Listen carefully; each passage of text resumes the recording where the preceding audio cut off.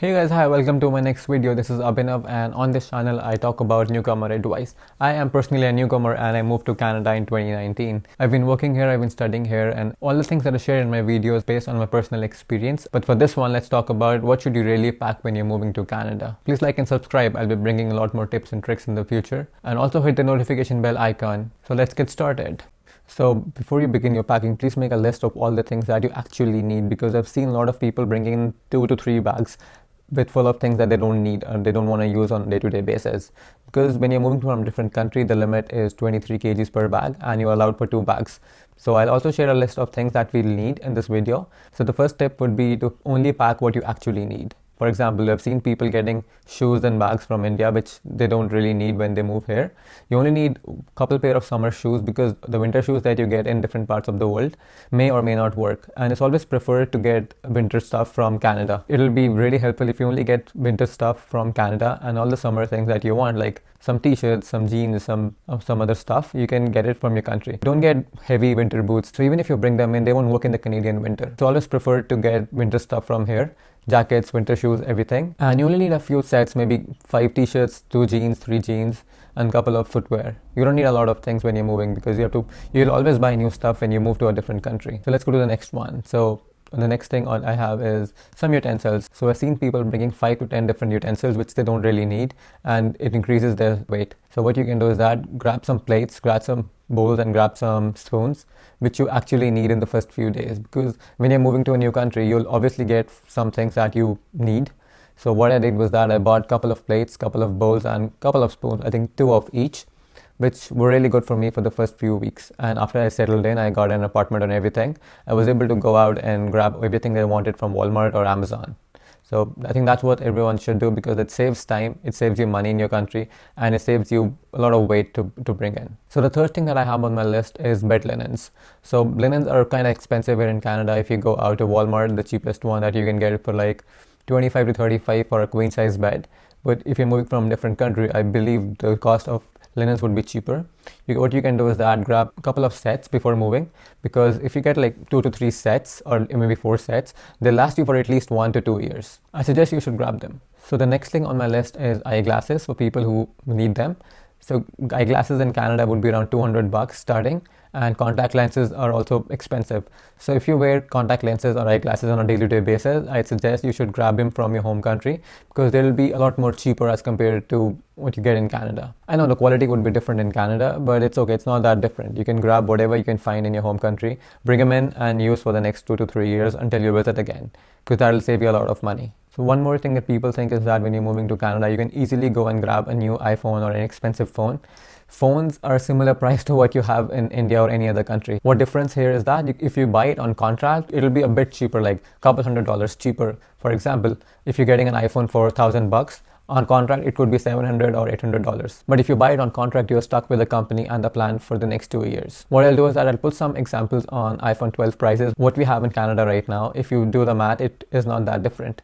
And what you can do is that initially for the first couple of months, grab whatever phone you have. All the phones that you have in all the countries in 2020 work without any problem in Canada. Just grab a phone until you settle in, you have some buffer set up for your money. Get your phone, come here, get a new SIM card from any company that you can find. Most of the companies also have a few offers when you move to Canada and get a new connection with them. Buying a new phone for $1,000 or $2,000 is not a big deal. You can do it for sure. Maybe not in the first few weeks, but in a couple of months. The next thing I'd say is that for entertainment part. So you should grab Bluetooth speaker if you have. That will help you, because if you're living alone in a basement or something, or you're living with your friends, a speaker always helps. I mean, you can put some music on, you can put some movies on, connect it with your laptop and watch it, and use it for day-to-day basis. You should also grab some power banks, because when you actually move in, maybe your cable doesn't work, or maybe your charger doesn't work, because the voltage that we have in Canada is 110 volt versus 220 in some different parts of the world. So grab in a power bank, because it always helps. So one more thing that people actually may or may not know. So when it's extreme cold outside, your phone may die in a split second. It happens with phone batteries. In extreme cold, the batteries sometimes die. So what you can do is that keep a power bank and 1 or 2 extra cables with you. So whenever your phone dies or whenever you need a quick charge, you can just plug it in and use it and stay connected with your friends and family. So talking about these things, I have one more thing that you should carry. You should carry a plug converter. I'll put a picture on the screen somewhere. So it will be cheap. If you get coming from India, it will be like $100. If you're already moved to Canada and you want to grab some, you can go to Dollarama. It should be around $2 to $3. You can grab it and you can plug in different country plugs in Canadian sockets. So I'll put a picture somewhere on the screen for sure. So also talking about electronics, I'd say you should also grab things that you use in day-to-day basis. Let's say your camera, let's say your earphones, let's say your extra earbuds, or I don't know, whatever you actually need. Because when I moved to Canada, I got a lot of things. I got my Xbox, I got a camera, I got a couple of extra cables for my phone. Not a mandate, but if you want, you can always grab them, because if you're going out to buy everything here from scratch, it will take you some time. So grab things that you already have and you use on a day-to-day basis. Next thing that I have on the list is the declaration part, the jewelry part. So let's say if you have some jewelry or if you have some gold, or that's something that you need to declare, you just get a declaration from your jeweler and bring it into Canada, because the officer might ask you at the airport when you're moving. And if you're moving as a PR, then you should also grab your proof of funds, the document that your bank gives you.